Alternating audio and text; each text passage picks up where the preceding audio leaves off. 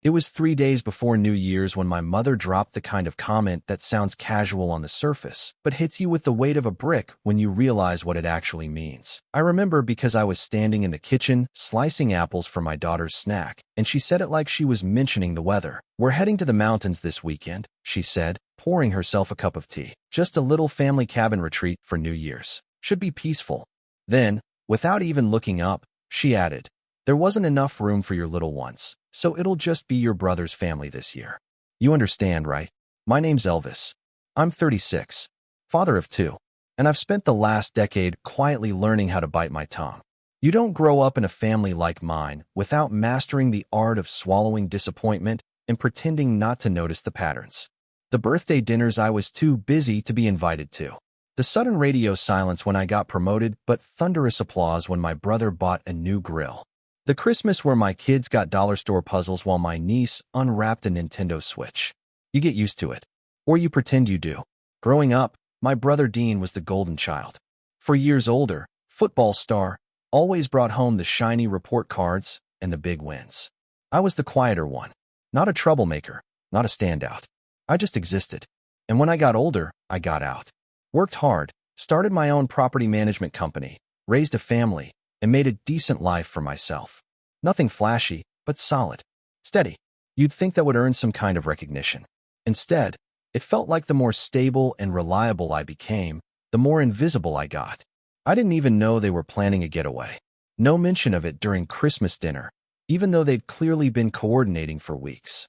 No group chat, no heads up, not even a "hey, we'll miss you this year." Just a passing remark while my daughter nibbled on her apple slices, and I stood there trying not to let my face crack. "Sounds nice," I said, because what else do you say to that? I didn't ask where they were going. Didn't ask who was going. I knew the answers would only make me feel worse. My mom must have taken my silence as understanding, because she smiled and said, "Your brother deserves something peaceful this year. It's been hard for him." Then she went back to scrolling through her phone, like that was the end of the conversation. Peaceful. That word stuck in my head like a splinter. Dean had a rough year, sure. He lost his job in March and bounced around a few temporary gigs. But deserving peace seemed like a strange way to justify excluding my entire family from what was clearly a group celebration. My kids had been looking forward to spending New Year's with their cousins. My wife had taken time off. And me? I'd been working double shifts all December to make sure everything ran smoothly at the rental properties over the holidays. That's when something started nagging at me. A cabin retreat. In the mountains. My company manages over 20 private properties across the state, most of them cozy little escapes tucked away in the woods, booked through third-party rental sites. I never put my name on them directly. That's by design. Cleaner management, fewer headaches, and I don't have to deal with guests knowing the owner. But the timing and the location my mom vaguely hinted at, it got me thinking. Later that night, after the kids were in bed and the house was quiet, I opened my laptop and pulled up the reservation system. I filtered by check-ins for December 30th. Only a few bookings matched, but one name jumped out at me. Booked through an online rental platform, under my mother's name. 3 nights. Full family cabin package. I clicked the listing. It was one of my newest acquisitions. A high-end, 6-bedroom lodge with mountain views, a hot tub, and a wraparound porch overlooking the woods. I'd poured months into renovating it. Every inch had been redone. Oak flooring, custom lighting, state-of-the-art appliances. It was my pride and joy. And my family, my mother, my father, my brother, his wife, and their 2 kids, had booked it, not realizing it was mine. At first, I just stared at the screen. Not out of shock, but out of a kind of hollow amusement. It almost felt poetic. They went behind my back to book a private getaway, and unknowingly handed the money straight to me. They didn't even realize the listing was under my company. The management emails, the confirmation receipts, everything went through my business alias. To them, it was just another cabin in the woods. I sat there for a long time, trying to decide what to do. Part of me wanted to cancel the booking outright. Just block them out and be done with it. Another part of me wanted to call and confront them, demand to know why they felt the need to exclude me yet again. But then a quieter voice spoke up. The voice that had kept me grounded all these years. The one that didn't yell or rage. The one that said, "Let them show you who they are. Then decide how you'll respond." So I didn't cancel the booking. I let it sit, and I started making plans. Because if they wanted peace, then I was going to give it to them. Just not in the way they expected. But before that, before the confrontation, before the sign on the gate, before the look on their faces when they pulled up the gravel driveway, something else happened. Something that made everything a little more personal. Something that turned this from a petty oversight into something that actually hurt. And it happened the next night, when my daughter asked if she could bring her sled to the cabin this year. I looked at her, sitting cross-legged on the living room floor in her little reindeer pajamas, clutching the cheap plastic sled we'd picked up last year at the gas station. She was grinning, full of that bubbly excitement only a 7-year-old can have, imagining snowball fights and hot cocoa and fireworks under the stars. And I had to sit down next to her and gently explain that we weren't going this year. That it would just be her cousins and Uncle Dean and Nana and Papa. That there wasn't enough room this time. She didn't cry. She just blinked, confused, then quietly asked, "Did I do something wrong?" I felt something in me break. That's when I knew I wasn't just going to let this slide. And what happened next? Well, let's just say the new year came early. But not for them. Let me back up a little. Because before we get to that moment on the porch, me, standing there with a mug of coffee and a quiet smile, while they rolled up in a borrowed SUV, full of luggage and confusion, there were a few more pieces that had to fall into place. A few more signs that this wasn't just a fluke, but a pattern that had finally run its course. And one of those signs came in the form of a group text, one I wasn't supposed to see. The group chat wasn't meant for me. That much was obvious the second I opened it. It was late, about 11:30 p.m., and I'd just finished sorting out a maintenance issue at one of my downtown apartments. I was sitting in the truck outside the unit, letting the engine idle, when my phone buzzed. The name on the notification caught me off guard. Family NY Cabin. I stared at it for a second, frowning. I wasn't in that group. At least, I didn't think I was.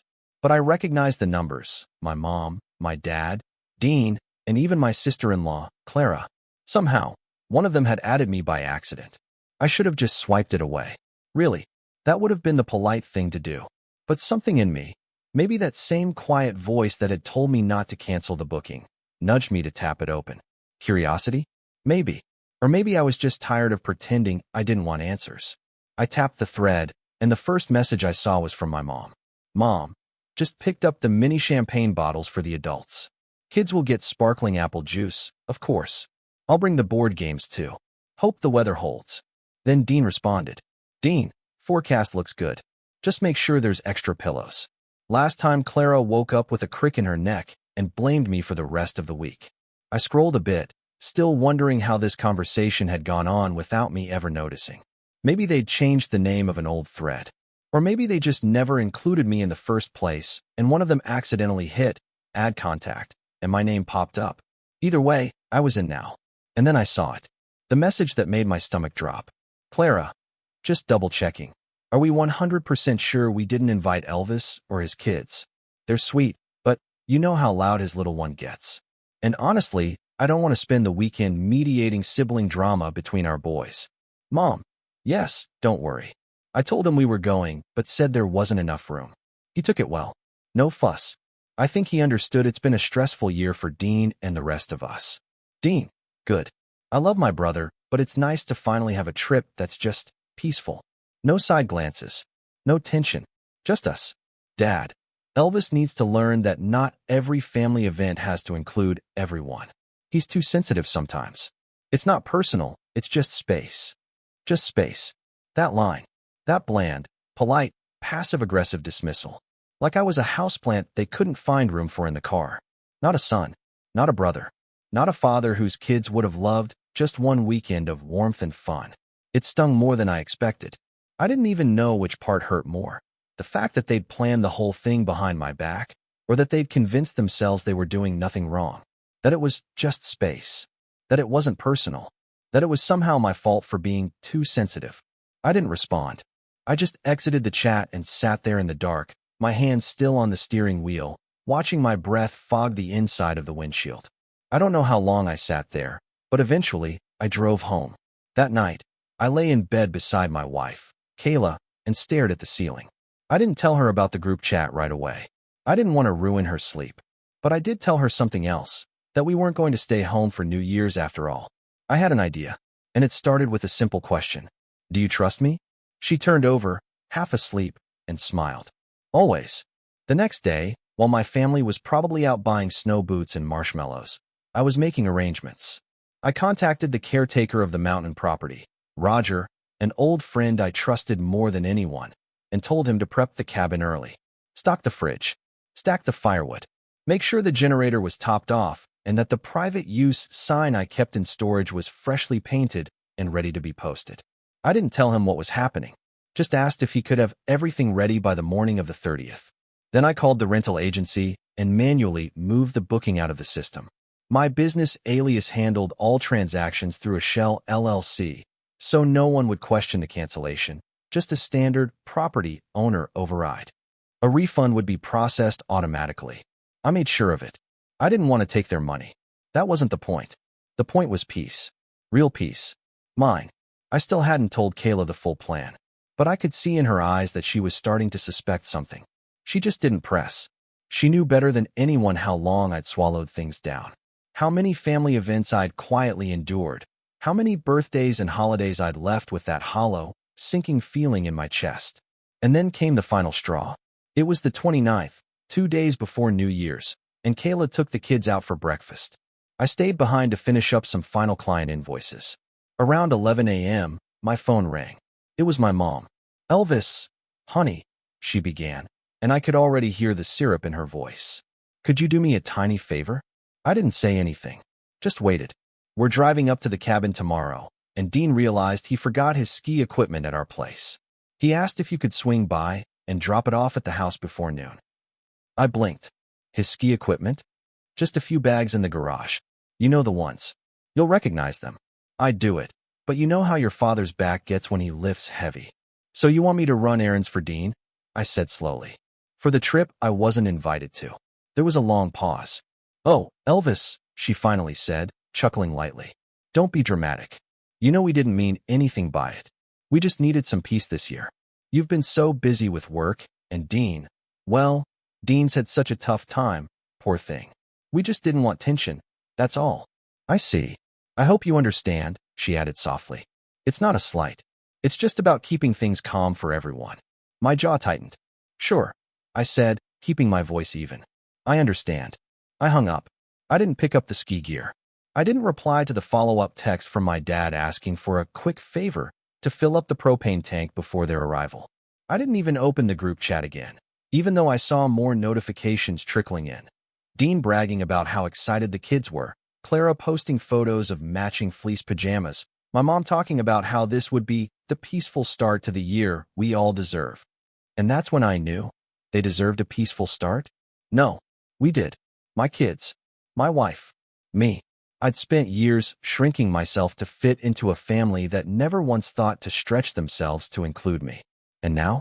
Now they were going to learn what it felt like to knock on the door and not be let in. And they were going to learn it at the one place they thought was theirs. The cabin. My cabin. But the moment that really set it all in motion, the one that pushed everything over the edge, came that evening, when I walked into the kitchen and found Kayla crying silently at the table. She had her phone in her hands, the screen still glowing with a message. I didn't even have to ask. She just handed it to me, eyes glassy. It was from Clara. She had sent Kayla a text by accident, meant for Dean. "Clara, glad Elvis isn't coming. Honestly, I don't think Kayla's ever really fit in with the rest of us. She's nice and all, but just different. Like she's always trying to be polite so people don't notice. Hope she doesn't get her feelings hurt, but this weekend will be better without them." Kayla had typed a reply, but never sent it. Instead, she deleted the thread and walked to our bedroom. I stared at the screen, my fists tightening. I didn't say anything that night. I just stood on the porch, letting the cold winter air settle into my skin. And the next morning, before the sun even rose, I loaded our truck with everything we needed. We were going to the cabin early. I told Roger to post the sign once we arrived. Closed for private use. Owner's guests only. And I made sure the porch lights were on, because I wanted to be standing there when they pulled up. I wanted them to see. But the best part? They still had no idea. Not this time. If you'd told me a year ago that I'd find peace in a place I used to dread coming back to, I'd have laughed. Bitterly, probably. The mountains were never mine, not really. They were where my family went to make memories without me. Summer hikes, fall bonfires, Winter cabins like this one. Places I'd only hear about afterward. Through photos I wasn't tagged in. Through stories told across the dinner table like I wasn't sitting there. But this time, I arrived early. This time, I unlocked the door. The cabin was quiet when we got there on the morning of the 30th. Snow blanketed the driveway, untouched except for the tire tracks we left behind. The air was sharp and still, and as we stepped out of the truck, I felt something shift. Not just the cold settling into my jacket. Something deeper. A quiet kind of clarity I hadn't felt in years. I carried my son in one arm and a tote of board games in the other. Kayla held our daughter's hand, who squealed when she saw the icicles hanging from the eaves. Inside, the cabin was warm. Roger had already come through and lit the fireplace, laid out fresh linens, even left a little basket of hot cocoa packets on the counter with a handwritten note. "You deserve it, my friend. Enjoy." The first thing I did was post the sign. Closed for private use. Owner's guests only. Nailed right into the wooden gate. Bold red lettering on a clean white background. Not threatening. Not aggressive. Just clear. Unmistakable. Then I set out mugs and poured cocoa. I didn't tell the kids who we were expecting. I didn't tell Kayla either, not exactly. I think deep down, she knew. She saw it in the way I kept checking the driveway. The way I kept the porch lights on even during the day. The way I stood by the front window every hour, waiting. And she didn't press. She just wrapped herself in a blanket and watched our daughter build a snow fort while our son clumsily tried to roll a snowman's head. That first night was one of the best we'd had in months. We played games, ate homemade chili, watched a movie by the fire. The kids fell asleep on the couch under a tangle of throw blankets, and Kayla and I stayed up long after midnight, just sitting in silence. Her hand in mine, our mugs empty, something old and heavy slipping off our shoulders one breath at a time. I didn't know what would happen when they arrived. I didn't plan past that moment. I only knew they were coming, that they still had no idea the booking was canceled, that someone was going to be driving up that long snowy road expecting to walk into a familiar space and finding me instead. But the thing is, the moment didn't come the next day, or the next. The whole 31st passed in silence. We went sledding in the back hills, roasted marshmallows, taught our daughter how to use the fireplace poker without panicking. We danced to old music in wool socks. We let go of everything that wasn't this. And somewhere between the laughter and the quiet, the cold and the warmth, I started to realize something I hadn't in years. I was okay. Not just functioning, or stable, or providing. I was okay. Like something broken had finally stopped trying to hold itself together with tape and shame. Like I'd finally exhaled after years of holding my breath. It was strange. I thought standing on that porch, seeing their faces as they realized what had happened, that would be the moment I'd feel strong again. That would be the revenge. But no, that wasn't it. This was. The revenge wasn't the denial. It wasn't the sign. It was the peace. The unshakable truth that I didn't need them anymore. And that, ironically, infuriatingly, was exactly when they showed up. January 1st, 10:17 a.m. I was making pancakes when I heard tires crunching snow up the driveway. My daughter peeked out the window and gasped. "It's Nana's car." Kayla looked at me. "Is this?" I nodded. She didn't ask anything else. Just gently guided the kids upstairs. I heard the click of our bedroom door. Then silence. I stepped onto the porch with my coffee and watched the SUV crawl to a stop just outside the gate. The private use sign stood tall in the center, the red letters sharp against the snow. Dean was the first one out. He frowned at the sign, then looked up at me. I raised my mug in greeting. "Morning." He blinked, confused. Then the driver's side opened and my mom stepped out. She was wrapped in a heavy parka, designer sunglasses covering her eyes, but I saw her lips part slightly when she recognized me. "Elvis," she said, walking up to the gate. What are you doing here?" I didn't move. "Enjoying the weekend." "But this cabin is." She looked back at Dean, who was already scrolling through something on his phone. "We booked this. Through the app. We confirmed." "Why is it marked private?" I took another sip of coffee. "Because it is private. Owner's use only." She laughed nervously. "Well, can you call the owner? There's been some mistake." "No mistake," I said quietly. "I'm the owner." Silence. Dean looked up from his phone, eyes narrowing. "What?" "I own this property," I said, stepping down one stair toward the gate. "Bought it back in June. Renovated it. Listed it under my company. You rented it through a third-party site, not realizing who it belonged to." My mom blinked. Dean scoffed. No, that's not possible. I tilted my head. Why not? Well, you never said anything, my mom stammered. You never mentioned you bought a cabin. You never asked, I said simply. Dean stepped closer, his voice tightening. So what? You're just what? Flexing on us now? Blocking us from using it because you're mad you didn't get invited? I smiled. Not wide. Not smug. Just enough to make it clear I wasn't rattled. You're free to use it. Just not this weekend. My mom's voice rose. Elvis, be reasonable. We drove all the way out here. The kids are in the car. There's nowhere else. Not my problem, I said, still calm. You wanted peace. So did I. Now we both have it. And that was when it shifted. Her face fell. Dean's clenched jaw relaxed into something colder. And just like that, the indignation began. They tried guilt first. Tried to tell me how unfair I was being. How embarrassing this was for the rest of the family. How small I was acting. When that didn't work, they tried logic. It's just a cabin, Dean said. Just a weekend. You're really going to throw your own family out over hurt feelings. I didn't respond. Just sipped my coffee. When logic didn't work, they tried anger. And that's where things got interesting. Because in that moment, with my mother's voice sharp and shrill, Dean's face flushed with frustration, Clara stepping out of the car looking thoroughly unamused, I didn't feel hurt. I felt free. But that freedom, that peace, it didn't last long. Because what I hadn't anticipated, what none of us had, was what happened after they left. And that was when everything really started to fall apart. Not just for them, but for me. They left the cabin in silence. No screaming, no tantrums, no smashed windows or kicked snow piles. Just quiet, bitter defeat. Dean clenched his jaw the entire time, refusing to meet my eyes. My mom avoided looking at me altogether. She stared at the ground like she was trying to rewrite the snow with her eyes. Clara muttered something under her breath as she climbed into the SUV, but I didn't catch it. Probably for the best. They reversed down the driveway, the tires crunching softly through the snow. The private use sign swayed slightly in the wind behind them.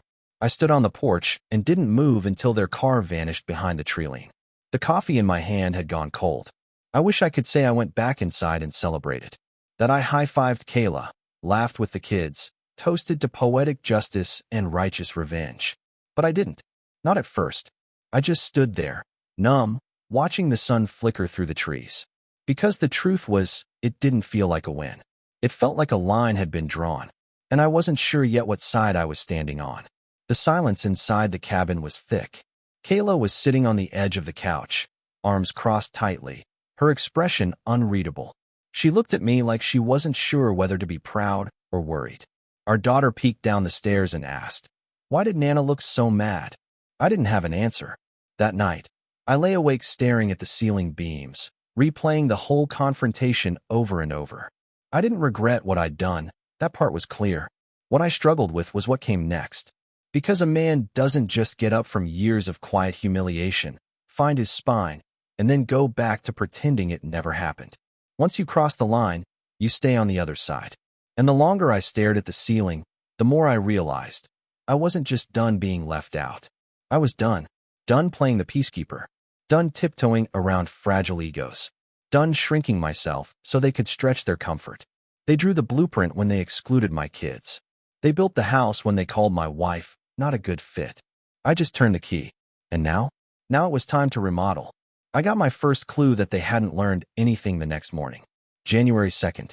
I was sipping my coffee in the kitchen when my phone lit up. It was a message from Dean. That was a low blow, man. You made your point. Don't drag this out. No apology. No reflection. No, hey, maybe we should talk. Just a passive-aggressive jab wrapped in faux diplomacy. I didn't respond. He texted again a few hours later. Clara's pretty upset. You embarrassed her in front of the kids. I set my phone down and walked outside. And that's when I made the decision. No more passivity. No more waiting to be included. If they were going to draw battle lines, I was going to build walls. Brick by brick. But not out of spite. Out of clarity. And, if I'm being honest, maybe just a little bit out of strategy. See, for years, I kept my professional life completely separate from my personal one. My family never knew how many properties I actually owned, how many rental contracts I managed, how many income streams I had quietly built over the years while they brushed off my job as something with real estate. But now that they booked my cabin without knowing who owned it, now I saw the advantage in staying invisible. Because invisibility can be powerful, especially when people think you're harmless. The day we got home from the cabin, I sat down with a legal pad and started writing. Not a revenge plan, not exactly. More like a shift in strategy. Over the years, my family had leaned on me for little things. Quiet things. They never acknowledged them directly, but I'd helped them more than they realized. Offered advice when Dean wanted to refinance his house. Connected my dad with a good tax accountant when he panicked over his retirement plan. Helped my mom list her old sewing machine collection on an estate auction site that I personally called to negotiate better terms for her. They never said thank you, and I never asked them to, but I kept track. And now I started making calls. First, I called my friend Brielle, who runs a boutique event planning company. She used to be one of my tenants, back when she was just getting started. I'd given her a break on rent during a rough quarter and helped her network with some investors. She owed me a favor. Hey, I said, quick question. You remember that Gala Clara's nonprofit is hosting next month? Sure. Their marketing is all over social media. What? Can you send me a list of their major sponsors? She hesitated. Elvis, you thinking about stirring something up? Not unless they push me, I said calmly. Just gathering context. She sent the list. Then I called a client who runs a catering company that Clara's nonprofit uses regularly. I didn't ask him to cancel on her event. That would have been petty. I just offered to cover the cost of their March bookings, provided they took a different client list that week. Easy. Next, I reached out to the property manager I hired for the lakefront units. 2 of them, I'd recently discovered, were currently being rented by mutual acquaintances of Dean's, old friends from college who play poker with him every third Friday. Let them finish their current leases, I said. But when they're up, bump rent by 10%. Offer them a list of comparable units nearby if they ask why. All fair market stuff. No reason to extend discounts. I wasn't sabotaging them. I was just clarifying boundaries. Invisibility had protected me for years. Now I was learning how to use it. The most difficult step, though, came when I visited my parents. Kayla didn't want me to go. They've shown you who they are, she said. What's the point? The point, I said quietly, is to make sure they know I know. I showed up with a bottle of wine and a calm expression. My mom opened the door, surprised. Elvis. I nodded. Just wanted to talk. She hesitated, then stepped aside. Your father's in the back. Want some tea? No, thanks. The house hadn't changed in decades. Same embroidered pillows. Same faint smell of lemon cleaner and old paper. I sat on the edge of the couch while she poured herself a cup and sat across from me. You didn't have to do that, she said finally. At the cabin. It felt cruel. I nodded. I'm sorry you felt that way. She frowned. That's not an apology. It's not meant to be. She blinked. I took a breath. I need you to hear something. And I need you to understand I'm not asking for an argument. Or for validation. Just clarity. She nodded stiffly. For years, I've watched you build a version of this family where my role was to stay quiet and helpful. To never take up too much space. To let Dean shine. To let his kids shine. To make myself useful and invisible and out of the way. Elvis, that's not fair.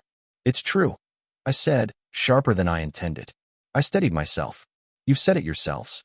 I'm too sensitive. I overreact. I hold grudges. So you plan events without me. You don't ask my kids what they want. You don't treat Kayla like a real member of this family. My mom stared into her teacup. And I've taken it. I've smiled through it. Until now. I leaned forward, elbows on my knees. You don't get to exclude me and then ask me to carry your luggage. You don't get to book my cabin and call me petty when I use it. You don't get to insult my wife and still expect me to mow your lawn in the spring. I stood up. And just so we're clear, there will be boundaries moving forward. Respect them, and I'll return it. Ignore them, and I'll disappear completely. I don't need this. I don't need any of it. You've seen what I can build. Quietly. On my own. Imagine what I can do when I'm no longer holding back. She didn't speak. I walked out without looking back. In the following weeks, things changed. Kayla started smiling more. Laughing more. She took the kids to her sister's place for a sleepover without needing to check if we were invited somewhere else. I started investing in new properties. Opened 2 new short-term rentals in a ski town a few hours away. Brought Roger on as a partner instead of just a caretaker. We rebranded the company under a new name, one that didn't trace back to my personal identity. I was building a legacy now, not just surviving. And all the while, I kept getting little signs that my family still didn't get it. Dean posted a passive-aggressive quote on Facebook. Some people burn bridges, then wonder why no one visits. Clara shared a photo of her nonprofit gala, noticeably scaled down. My mom sent a birthday card to my son that said, "We miss you. Hope Daddy lets us see you soon." Let's just say, I kept every receipt. Because I wasn't done yet. They still thought this was about hurt feelings. They had no idea I'd just started laying the foundation. I never expected the final blow to come in the form of a real estate seminar. A local development firm was hosting it. Nothing flashy, just a 3-day event at a mid-range hotel conference room with coffee urns in the back and overly confident speakers with wireless mics. I went because one of the speakers, a former colleague of mine, was talking about diversification through silent equity partnerships. I hadn't planned on staying long. Honestly, I didn't even plan to be noticed. But when I walked into the room and saw my brother Dean sitting in the second row, bright-eyed, notepad open, whispering something to the man next to him, I froze. He hadn't seen me. Yet. I could have walked right out. No confrontation, no awkwardness, no drama. But I stayed. I grabbed a seat near the back, kept my hat on, and listened. It didn't take long to figure out why he was there. The speaker was walking through a common real estate play, joint ventures through equity pooling. The idea? Investors without capital could still get a piece of property deals by partnering with someone who had the cash flow. It was smart if you trusted your partners, if you had a reputation, if you had leverage. Dean, I later found out, had none of those. After losing his job the year before, he'd bounced around doing freelance IT work, but it hadn't been steady. Clara's nonprofit didn't bring in real income, just enough to look good on social media, and their savings were thinning. So Dean decided to try real estate. He'd already failed to secure 2 loans due to bad credit and inconsistent income. This seminar? This was his last attempt to find a way in. That's when I saw the opportunity. Not to destroy him, but to expose him. The revenge wasn't about humiliation. It was about truth. About pulling back the curtain and letting everyone see what had been hiding behind the golden boy act all these years. After the seminar, I lingered outside while people shuffled out. Dean stepped into the hallway talking animatedly with a middle-aged man in a gray blazer. I recognized him, Brian Hartford, local investor. Had his hands in multiple development firms. We'd met once through a mutual client. "I've got 2 properties in mind already," Dean was saying. "Just need someone willing to back the equity. I bring the tech. You bring the capital." Brian looked interested. "You've done deals before?" Dean nodded without hesitation. "Couple rentals upstate. Helped my brother manage some properties too. Learned the ropes firsthand." I stepped forward. "Didn't realize I had a partner," I said, voice calm. Dean spun around. His face went pale. "What are you doing here?" Brian raised an eyebrow. "You 2 know each other?" I nodded. "He's my brother." There was a beat of silence. Dean tried to recover. "Yeah, he runs some listings. We've worked together." "No," I interrupted gently. "You've never worked with me. In fact, last time you tried to work with me, you booked one of my cabins without realizing I owned it, and then got mad when I used it myself." Brian blinked. "Wait, you're the owner of Mountain Pine Properties," I said, "and Birch and Hollow. And I recently acquired the leaseholds on 3 of your multifamily units in the Lake District. I believe we were going to connect next month." Brian's face lit up with recognition. "Elvis. Right. Yes. Your name came up last week." Dean looked like he'd swallowed a brick. I didn't linger. Just clapped my brother on the shoulder and said, "Next time you name drop me, at least make sure you've earned it." Then I walked away. That was the public fallout. The private one was worse. Because that same week, the fallout began to ripple through the family in ways they hadn't prepared for. Dean lost the equity deal. Brian called him dishonest and unstable in a quiet industry email chain that spread faster than wildfire. Other local investors, all interconnected, began pulling back. By February, Dean had no prospects, no partners, and no capital. His dreams of becoming a property developer? Over. Clara's gala? It flopped. The scaled-down version barely broke even. A few vendors didn't show up. Sponsors dropped out. One of the donors she'd insulted at a previous fundraiser turned out to be a friend of Brielle's, and she made sure word got around. Clara later posted a vague Instagram story about toxic sabotage and jealous people hiding behind fake kindness. Sure, Clara. My mother? She tried to play peacemaker. She called a week later, acting like nothing had happened. Invited us to dinner. Said the kids missed their cousins. That family shouldn't fight. I said we were busy. She tried again a few days later. I know you're hurt, she said. But you've made your point. No, I said. I've made my boundary. She didn't like that. Neither did my dad, who sent me a long-winded text about duty and letting things go and how the silent son always carried the burden. For once, I didn't respond. Because for the first time, I wasn't carrying anything. No guilt. No regret. No shame. I was light. Free. Kayla noticed it too. You're quieter these days, she said one night as we stood on the back deck, watching the kids play with sparklers in the yard. Quieter. She smiled. Not holding your breath all the time. She was right. Something had shifted in me. Something deep and permanent. Revenge wasn't supposed to fix things. I knew that. It didn't erase the years of being sidelined, overlooked, underestimated. But it did something else. It recalibrated the balance. It restored the dignity they'd chipped away at one subtle jab at a time. And it gave me back the one thing they'd never wanted me to have. Control. A few months later, I hosted a spring weekend getaway at the cabin. Not for my parents. Not for Dean. Just for friends. People who had shown up when it mattered. Kayla's sister and her kids. Brielle and her fiancé. Roger and his daughter. We barbecued on the deck, watched movies under the stars, and played music too loud. No one complained. And as I stood on the porch that night, beer in hand, porch light glowing behind me, I looked out across the snowless clearing where my family had once tried to make me feel small. And I smiled. Because I'd finally learned something I wish I'd known years ago. You don't owe loyalty to people who bank on your silence. And sometimes, the best revenge is ownership.